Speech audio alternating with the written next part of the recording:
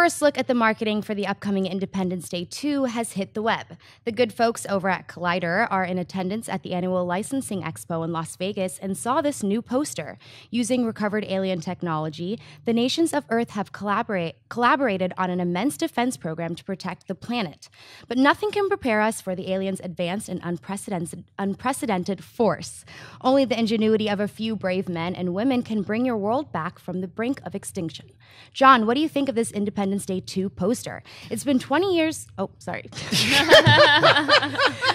my notes are a mess right now, and I'm trying to figure it out. She's so excited about the next story. It really has just been 20 years since Independence Day. That was kind of like, John, what do you think of the poster? It doesn't matter what you think. I'm going to I'm so sorry. I'm so sorry. All right, so I actually adore this poster because it reminds me a lot. Help me out, Schnepp. What was the name of that movie from the 80s? It's something with the planet. You believe it is called Life Force? Life Force, yes. Thank you. That is the name. It reminds me a lot of that Life Force poster.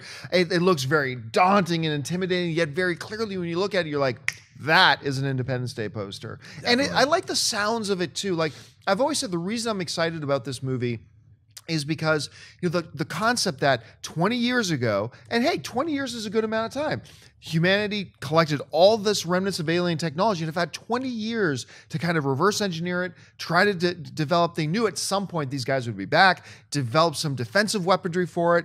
I like that.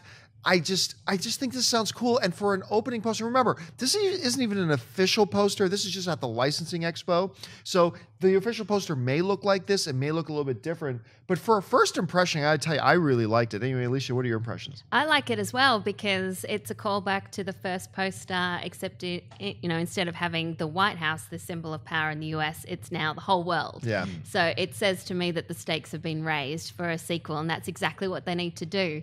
And I like the idea if it takes a look at the whole planet and not just focus on America. Of course, it'll focus on a small story within the larger disaster, but I hope that we get to see some other cities getting destroyed. I mean, in first Independence Day, it was like quick shots at the end, and us in Sydney were like, oh, we escaped pretty well. But yeah, again, this might not be the official poster, but I think it looks cool. I like it. Not this time. I believe Sydney is getting exploded in the Opera House. Blow up a couple of iconic things from Australia. Yeah, it's funny you said that because I was thinking the same exact thing. I was like, that poster is just Life Force, just skewed. Because the Life Force is a giant eyeball with some kind of electricity and Earth. So, I mean, we're not buying the poster, but I'll buy it. But I'm not going to buy it because it's right there. I could look at it. But I buy the look of the poster as being an imitation of Life Force.